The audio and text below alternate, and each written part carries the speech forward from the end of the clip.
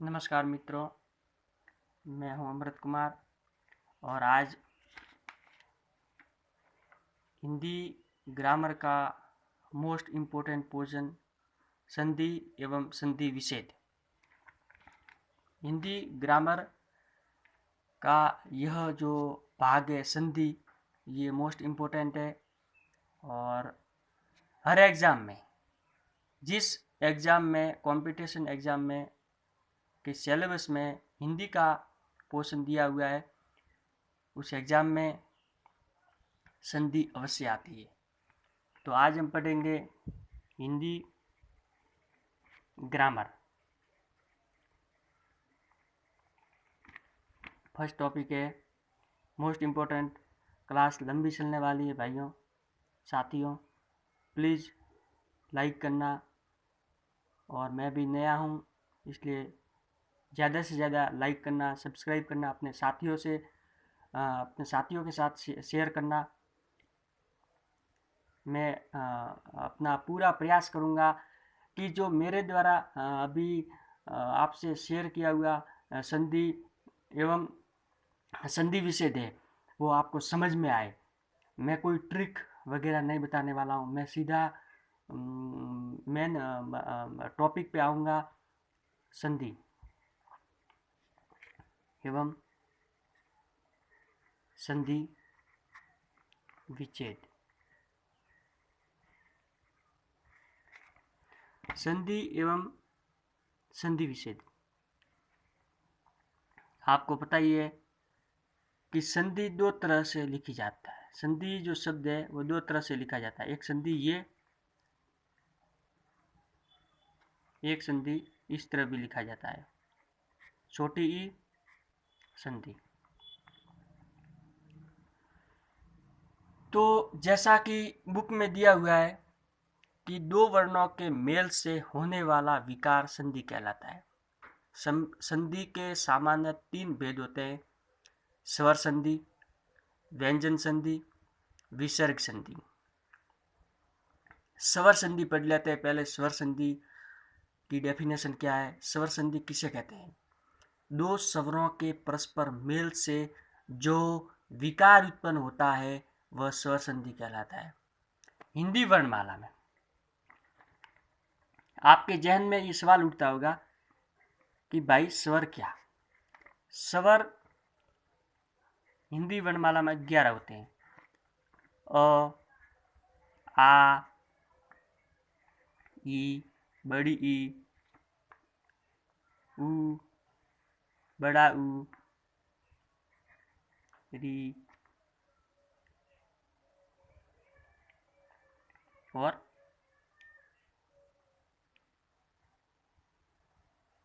अ, आ, ई, ऊ, ऊ, अ, आ, ई, ऊ, ऊ, री,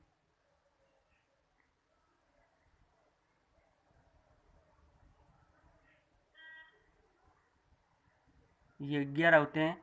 11 स्वर थोड़ा याद नहीं आ रहा है, सॉरी।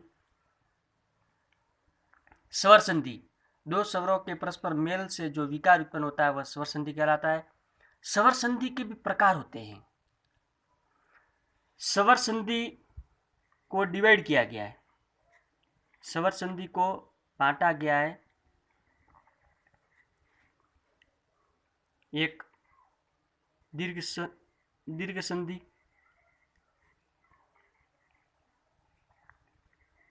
दीर्घ संधि। पहले पढ़ते हैं दीर्घ संधि क्या है और इसके उदाहरण। हमारे पास ऑप्शन में आएंगे कि निम्नलिखित में से कौन सी दीर्घ संधि है। तो दीर्घ संधि को कैसे पहचानें, इसका उदाहरण दिया हुआ है कि यदि अ आ के बाद अ आ आए, यदि अ आ के बाद अ आ आए, ई के बाद ई आए, ऊ के बाद ऊ आए, तो दोनों मिलकर दीर्घ हो जाते हैं। आपको जल्दी समझ में आया इसलिए मैं एक एग्जाम्पल से समझाता हूँ। जैसे एक वाक्य है रसायन। अब हमें याद रखना है कि दीर्घ संधि तब होगी जब वाक्य में अ या आ या ई हो, और उसके बाद जैसे अ है वाक्य में तो उसके बाद अ होना चाहिए, यदि वाक्य में आ है तो आ होना चाहिए। तो इसमें दो पद है। दो पद कौन कौन से है? रसायन में र, सा पहला पद और यन दूसरा पद। तो पहले पद का दूसरा वाक्य, पहले पद का दूसरा शब्द और दूसरे पद का पहला। तो इस दीर्घ संधि का नियम क्या है? आपको सिर्फ नियम याद रखना है कि दीर्घ संधि में पहले पद के दूसरे वाक्य वर्ड में या स्वर में क्या होना चाहिए? अ या आ। इसमें क्या है? आ। उसके बाद क्या है? यह के अ है, आ और अ है। याद ये रखना है कि पहले पद के दूसरे पद के पहले में यदि आ है उसके साथ अ है तो भी दीर्घ है। यदि पहले पद के दूसरे में अ है या दूसरे पद के पहले में आ है तो भी दीर्घ है। ई है, दूसरे में ई है तो भी दीर्घ है। तो ये रसायन है, इसमें पहले पद के दूसरे में आ है, दूसरे पद के पहले में अ है। ये देखते ही समझ जाना आप कि ये कौन सी संधि है? दीर्घ संधि है। कौन सी संधि है? दीर्घ संधि है। अब इस वाक्य को, रसायन को संधि विच्छेद करना है। विच्छेद का मतलब तोड़ना है। यह जुड़ा हुआ शब्द है। संधि का मतलब होता है समझौता। तो संधि विच्छेद करना है। विच्छेद का मतलब तोड़ना है। तो ऐसे आ जाए कि रसायन का निम्नलिखित में से संधि विच्छेद कौन सा सही है? तो हमें अभी मालूम पड़ गया है कि रसायन दीर्घ संधि में है। तो इसका जो उदाहरण है वो है अ प्लस अ धन अ हो गया आ। सरल है कि अ और अ मिलकर आ होता है। अ और अ मिलकर आ होता है। तो ये रसायन है, उसमें ये मैंने गलत कर दिया, रस है और अयन है। सॉरी, हम अलग करेंगे न इसको, रसायन को अलग करेंगे तो कैसे आएगा?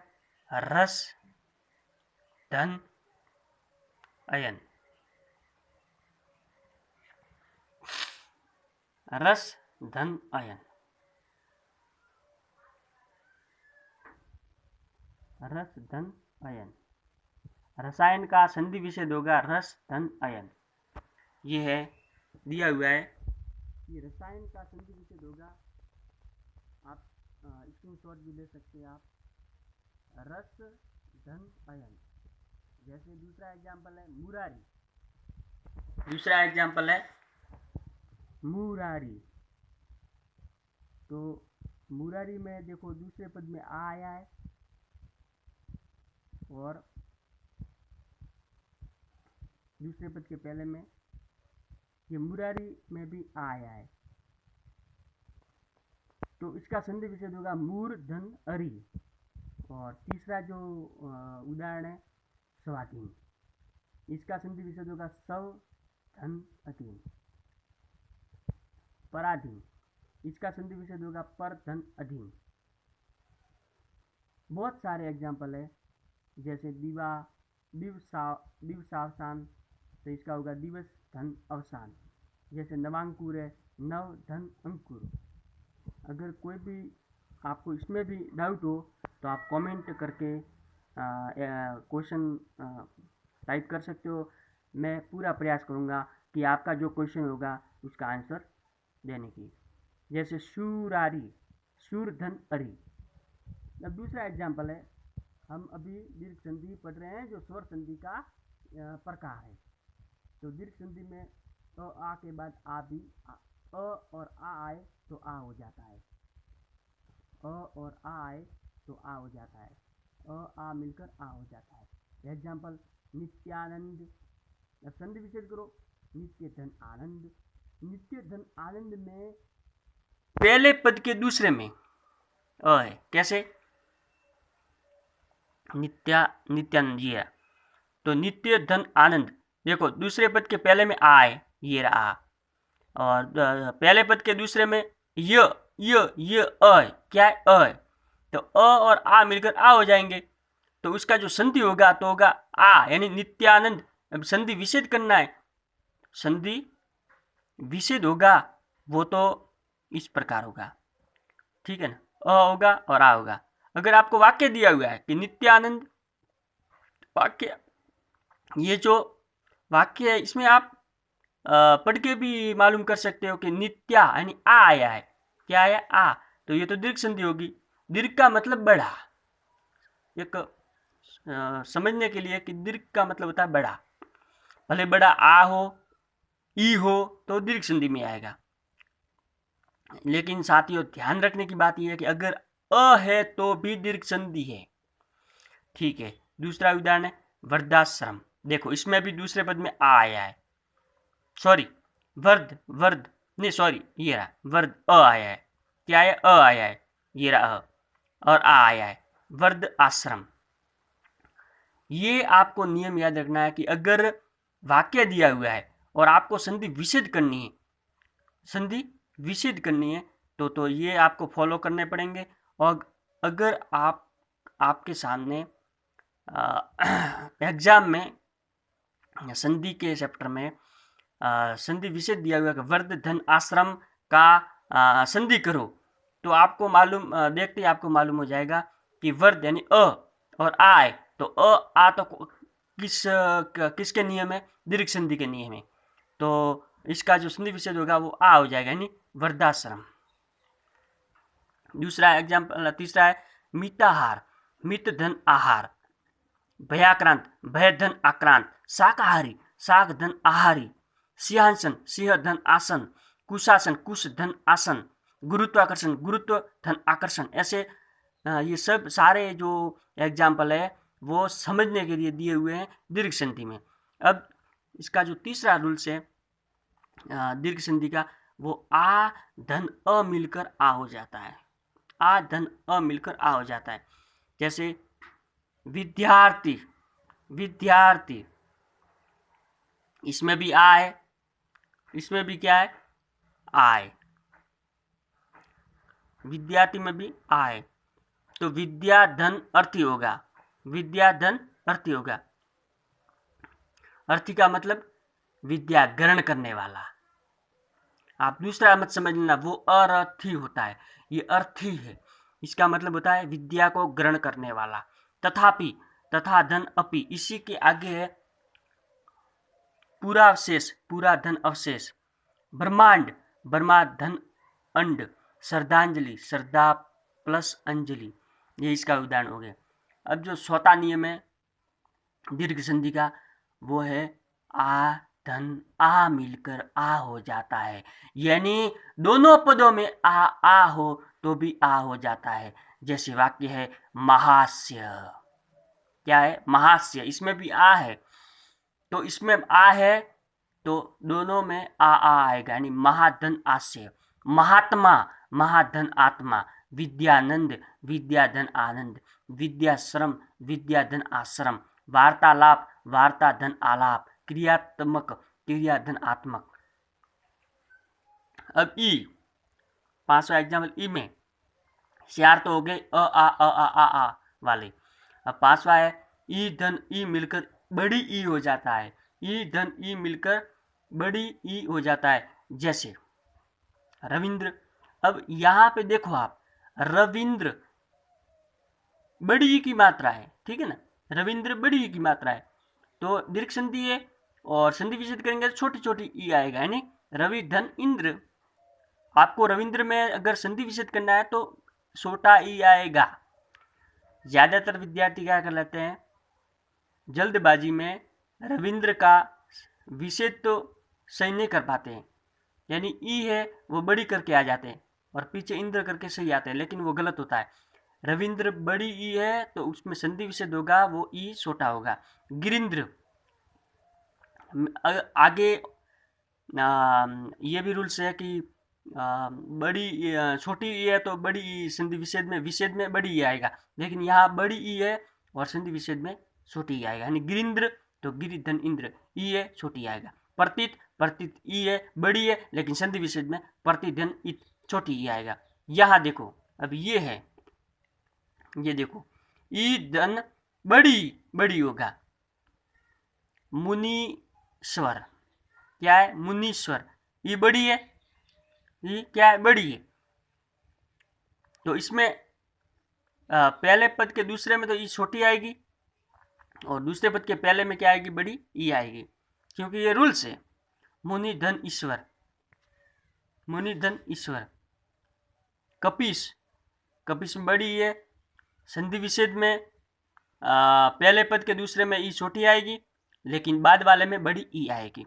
कपि धन ईश। अधीन, अधि धन बड़ी ई आएगी तो इन आएगा। विक्षण, वि धन इक्षण।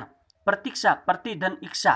परीक्षा, ये परीक्षा मतलब एग्जाम, परीक्षा में आएगा परी छोटी आएगी और इक्षा आएगा।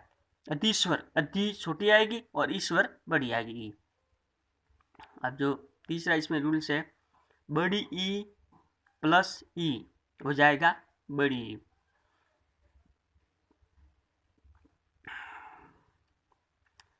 जैसे एग्जाम्पल है महेंद्र, महेंद्र ई बड़ी है और संधि विच्छेद करेंगे तो पहले पद के दूसरे में ई बड़ी आएगी, लेकिन दूसरे पद के पहले में ई छोटी आएगी। मही धन इंद्र, ये क्या है? आपको जो ये 6-7 जो एग्जाम्पल है वो थोड़े क्या रटने पड़ेंगे, इसी में से एग्जाम में आते हैं, बाहर से कुछ नहीं आता है। पार्वती इच्छा, पार्वती धन इच्छा। त्रिलोकीति, त्रिलोकीति, त्रिलोकी धन इति। अब एग्जाम्पल है बड़ी ई, यानी दोनों में बड़ी है तो भी बड़ी ई आएगा। रजनीश, रजनी धन इस। श्रीश, श्री धन इस। भारतीश्वर, भारती धन ईश्वर। सतीश, सतीश, सती धन इस। महिष, मही धन इस। अब दीर्घ संधि में पढ़ते हैं उ उ। उ का पोषण क्या है कि उ और उ मिलकर बड़ा उ होता है। जैसे एग्जाम्पल है भानुदेह, क्या एग्जाम्पल है? भानुदेह। नु क्या छोटी है? नु क्या छोटी है? तो भानु संधि विच्छेद करेंगे तो उ है, नहीं सॉरी, भानुदेह में उ है वो बड़ा है, लेकिन संधि विच्छेद करेंगे तो छोटा होगा। भानु धन उदय। साधुंती, साधु उ है वो बड़ा है, लेकिन संधि विच्छेद करेंगे साधु उ है छोटा आएगा, साधु, और उन्नति भी छोटा आएगा, उन्नति। बहुदेश्य, बहुदेश्य, तो बहु छोटा आएगा उ, संधि विच्छेद करेंगे तब, और उ भी छोटा आएगा। बहुधन उद्देश्य, क्योंकि यह नियम है कि संधि में अगर उ बड़ा है तो संधि विच्छेद करेंगे तो दोनों के पद हो गए छोटा उ होंगे। मंजूषा, मंजू धन उषा। अब ये नियम क्या कहता है कि एक छोटा उ है पहले पद के दूसरे में और दूसरे पद के पहले में बड़ा उ है तो भी बड़ा उ आएगा। ये रहा बहुर्मी, क्या है? बहुर्मी। उ बड़ा है लेकिन संधि विच्छेद करेंगे तो बहु छोटा आएगा और पीछे उर्मी आएगा, वो उ बड़ा आएगा। बहुर्जा, बहुधन ऊर्जा। अब ये नियम है कि उ बड़ा और छोटा उ, बड़ा उ मिलकर बड़ा उ हो जाएगा। भूपरी, भू उ है वो बड़ा है तो संधि विच्छेद में भी क्या आएगा? बड़ा ही आएगा, लेकिन पीछे दूसरे का पहला पद उ छोटा आएगा। भू धन ऊपरी। वधुक्ति, वधु, वधु बड़ा आएगा प्लस उक्ति। धनुक्ति, धनु धन उक्ति। और ये नियम है, लास्ट है दीर्घ संधि का, वो है दोनों अगर बड़ा उ है तो उ ही होगा, माने बड़ा उ ही होगा, यानी भूधर्व, भू धन उधर्व, बड़े उ। वधुर्जा, वधु धन ऊर्जा। अब पढ़ते हैं गुण संधि, अब पढ़ते हैं गुण संधि।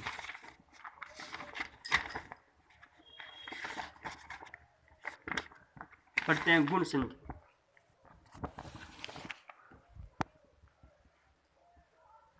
क्या पढ़ते हैं? गुण संधि। गुण संधि का क्या है?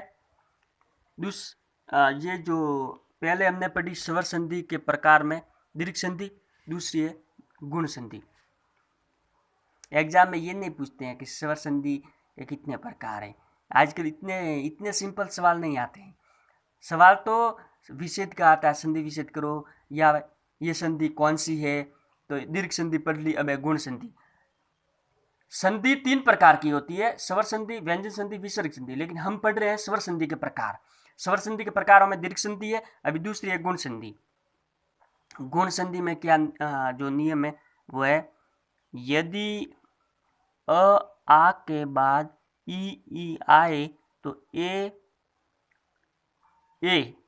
ठीक है, ए हो जाता है। ठीक है, यदि अ आ के बाद ई आए तो ए हो जाता है। यदि अ आ के बाद उ आए तो ओ हो जाता है। यदि अ आ के बाद री आ जाए तो अर हो जाता है। क्या हो जाता है? अर हो जाता है। अब पढ़ते हैं पहला जो इसका रूल्स।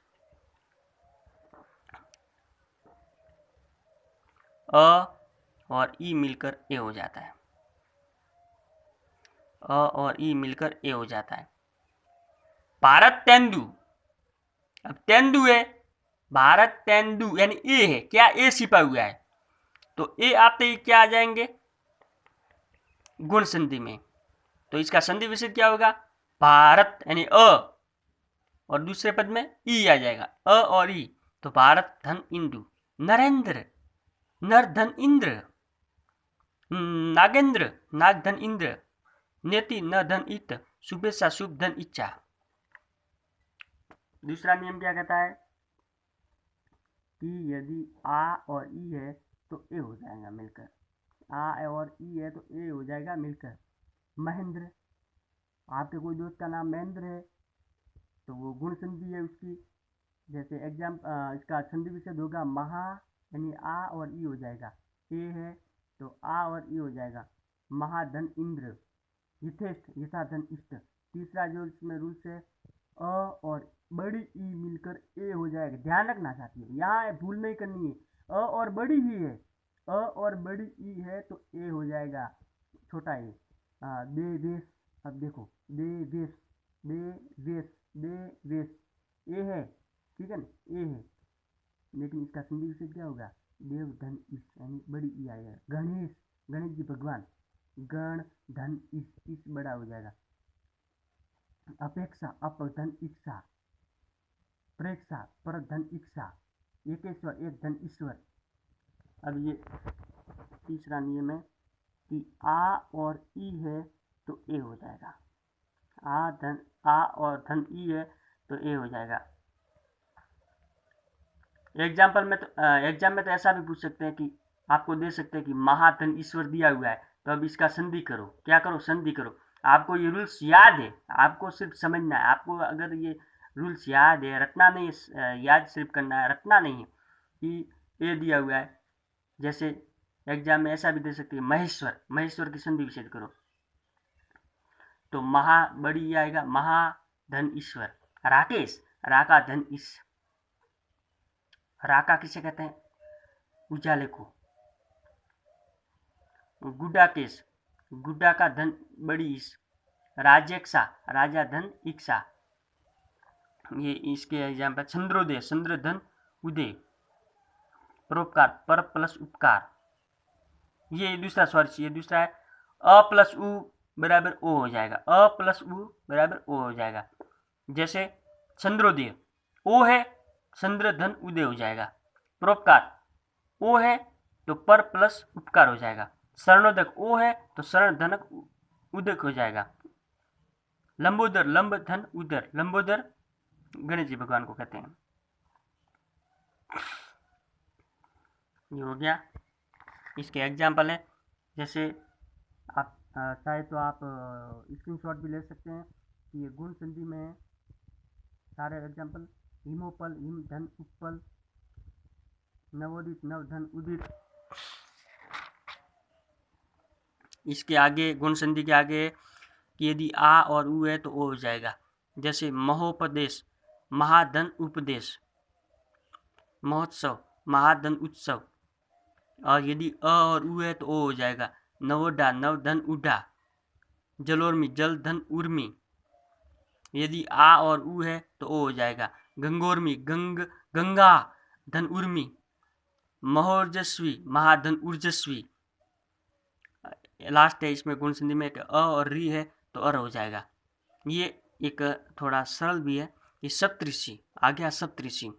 तो इसका जो नियम है वो ये है कि सप्त यानी अ आएगा फिर बाद में री आएगा। सप्त ऋषि, सप्त धन ऋषि, परमर्थ, परम धन रित।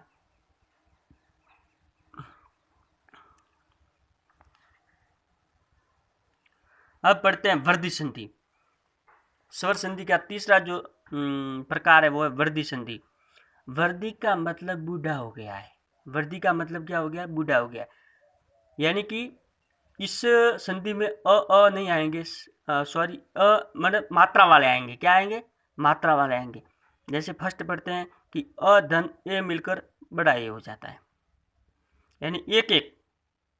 वर्धी संधि में आपको दो मात्रा देखने को मिलेगी। ज़्यादातर मोस्ट ऑफली बड़ी मात्रा देखने को मिलेगी। और बड़ी मात्रा देखने को मिले वहाँ पे आप आँख बंद के वर्धी संधि टाइप कर देना।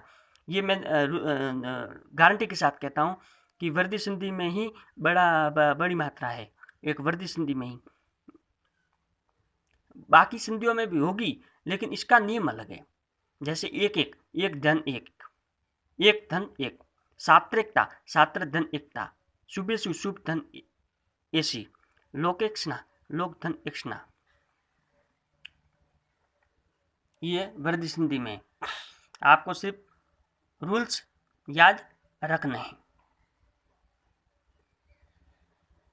अब पढ़ते हैं यण संधि। यण में यदि ई उ और री के बाद कोई भिन्न स्वर आए तो ई का य, उ का व और री का र हो जाता है।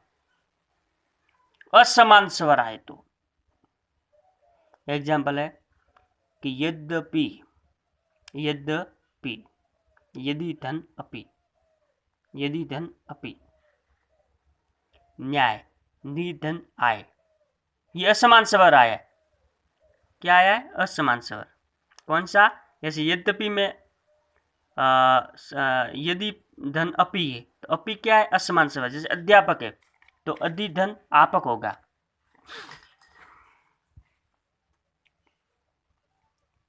व्यर्थ, विधन अर्थ, अभ्यंतर, अभिधन अंतर। भाइयों आप बोर मत होना प्लीज।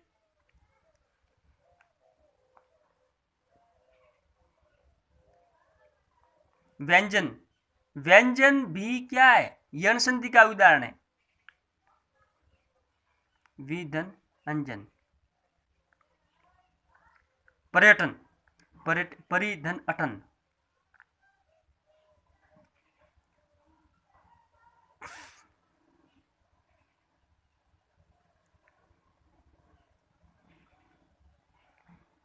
ये सारे क्या है?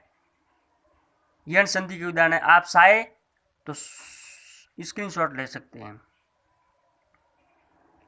इसमें से जो मैं आपको दिखा रहा हूँ, आपको मैं जो ट्रांसलेट मतलब आपको समझा रहा हूँ, इनमें से कोई बाहर नहीं आएगा, इसी में से कुछ आता है। अब अयादि संधि, ये पांचवा प्रकार है स्वर संधि का। अयादि संधि में क्या है? यदि ए ओ के बाद कोई भिन्न स्वर आए तो वो कर्मश आ, आए, आव में परिवर्तित हो जाता है। जैसे छन, से धन अन, से धन अन, विजय, विजय धन अ, रसियता, रसे धन इता, जे धन अ, कवित्री, कवे धन इत्री। ये कवित्री है ना, ये इंपॉर्टेंट है, एग्जाम में बहुत बार आता है कि कवित्री का संधि विच्छेद करो या कवित्री इनमें से कौन सी संधि है, तो ये आदि संधि है। या रचयिता है तो रचयिता इनमें से ये आदि संधि है, इसका संधि विच्छेद रसे धन इता। दूसरा एग्जाम्पल है इसमें नायक, नायक भी क्या है? आदि संधि का उदाहरण है। गायिका, गे धन इका, सहायक, सय धन अक, गायन, गे धन अन। ये पररूप संधि ये कोई इंपॉर्टेंट नहीं है, इसमें से कोई सवाल नहीं बनता है। अब हमने स्वर संधि पढ़ा, अब पढ़ते हैं हम व्यंजन संधि। व्यंजन संधि क्या है इसको समझ लेते हैं, इस सारणी को समझ लेते हैं। आप चाहे तो स्क्रीनशॉट ले सकते हैं, बाद में भी आप डिस्कस कर सकते हैं। व्यंजन संधि किसे कहते हैं? एक व्यंजन का दूसरे व्यंजन अथवा स्वर से मेल होने पर दोनों के योग से मिलने वाली ध्वनि का जो विकार पैदा होता है उसे व्यंजन संधि कहते हैं। तो भाइयों, हिंदी वर्णमाला में व्यंजन कितने हैं? 33। कितने? 33। आपको याद रखना है, स्वर 11 है और व्यंजन 33 है। व्यंजन कितने? 33। और व्यंजन है व्यंजन संधि, ये भी संधि का दूसरा प्रकार है। व्यंजन संधि के विविध भेदों को समझने से पूर्व उनके उच्चारण स्थान को समझना आवश्यक है। ये तालिका में दिया हुआ है कि वर्ण का नाम, उच्चारण स्थान और वर्ण ध्वनि का नाम। वर्ण का नाम है अ, आ, तो ये हो जाएगा क वर्ग में, और ध्वनि है कंठ। ये सारणी बहुत इंपॉर्टेंट है। ये इंपॉर्टेंट इसलिए है कि एग्जाम में ऐसा भी आता है कि निम्नलिखित में से कंठे ध्वनि का वर्ण कौन सा है? तो आ यानी क वर्ग, इसको क वर्ग नाम दिया गया है क्योंकि ये कंठ से निकलती है, इसको कंठ ही नाम दिया गया है। दूसरा ई छ वर्ग, ये स, ये तालु से, तालवे कहते हैं इसको। री ट वर्ग, रस, र और स, तो मुर्दा कहते हैं इसको, मूर्धन्य। त वर्ग, ल और स, इसको दंत कहते हैं, दंत्य। उ, बड़ा उ, प, इसको ओष्ठ यानी ओष्ठ है। अ ड ण प न म, नासिका है, नासिक के है। ए और बड़ा ए कंठ तालु है, कंठ तालव्य है। ओ और बड़ा ओ कंठ ओष्ठ है, व दंत ओष्ठ है, और ह स्वर यंत्र अलिजिहा है। घोष व्यंजन संधि सारणी। व्यंजन संधि में घोष व्यंजन संधि है, घोष और अघोष, ये आपको समझना है कि घोष है ग ड ज ब द 5, और अघोष है क ट च प त, क ट च प त।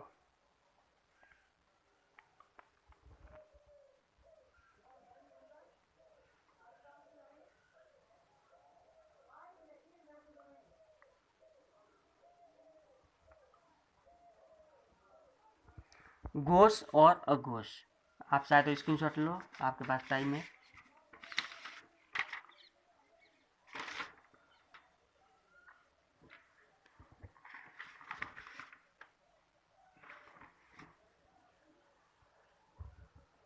ये टिप्पणी में किया हुआ है कि प्रत्येक वर्ग के तीसरे, चौथे व पांचवें व्यंजन में तथा यर लव ह में स्वर तंत्रियां कंपित होती है, इसलिए इन ध्वनियों को घोष कहा जाता है। घोष किसे कहते हैं? जिसमें आपको क्या लगे बोलने में, आपकी ऊर्जा ज़्यादा प्रयोग में हो, उसे अघोष या सघोष कहते हैं। और शेष जो बाकी है उसको सघोष कहते हैं। और एक इम्पोर्टेंट है ऐसा, ये आप स्क्रीनशॉट लेना मत भूलिएगा, क्योंकि अल्प प्राण वाले वर्ण हैं और महाप्राण वाले वर्ण हैं।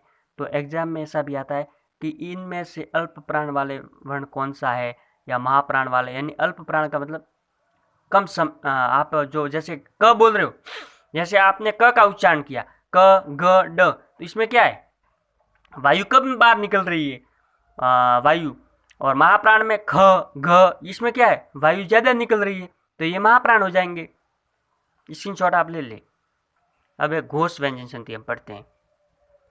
यदि किसी अघोष व्यंजन के बाद कोई घोष व्यंजन या कोई स्वर आए तो अघोष व्यंजन अपने घोष रूप में तृतीय वर्ण परिवर्तित हो जाता है। उदाहरण के लिए आप समझ जाइए कि दिक धन अंबर, क्या है दिक धन अंबर, तो क क्या है, क अघोष है, क क्या है, अघोष है, ये रही सारणी, क क्या है, अघोष है।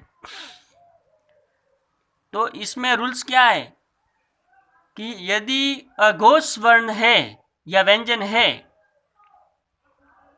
यदि अघोष व्यंजन या स्वर है तो उसका तीसरा रूप आ जाएगा संधि में।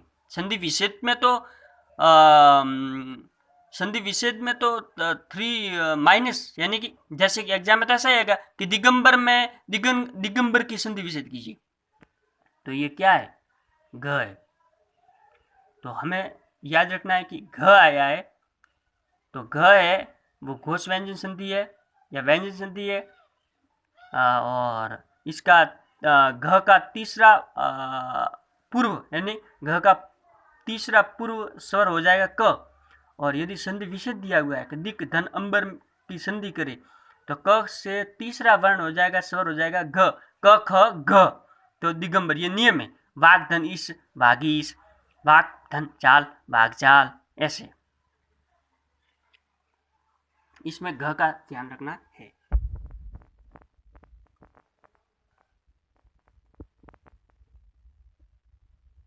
और यहाँ पर घ का ध्यान रखना था, और यहाँ पे सड़क वाले का ध्यान रखना है।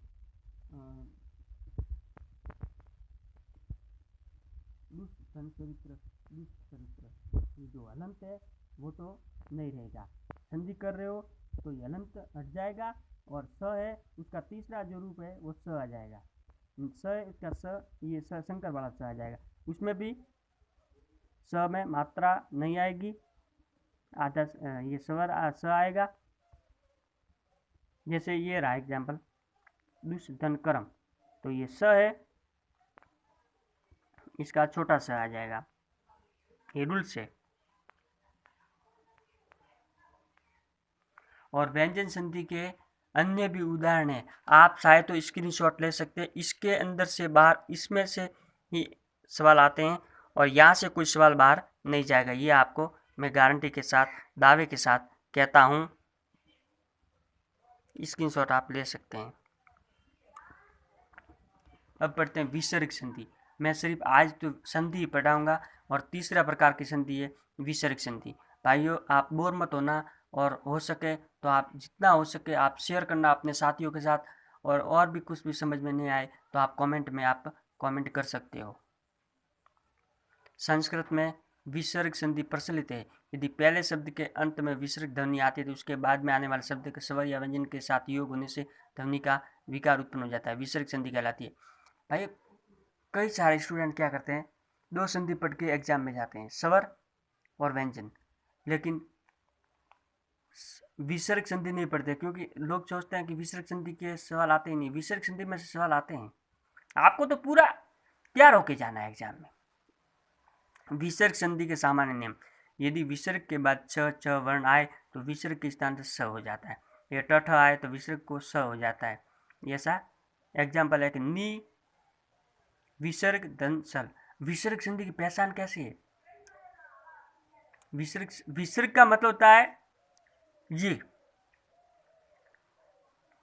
नी के बाद जो है ये चिन्ह है, विसर्ग का चिन्ह है। जैसे धनु के बाद ये चिन्ह है विसर्ग का है, ये विसर्ग का चिन्ह है। सवाल आपकी किस्मत अच्छी है तो ऐसा भी आ सकता है कि ये संधि विच्छेद दिया हुआ है कि इसमें ये संधि विच्छेद है, ये कौन सी संधि का है? विसर्ग संधि का है। एग्जाम में पढ़ के गए हो तो आपको स्वर और व्यंजन का या टाइप करना ही नहीं है।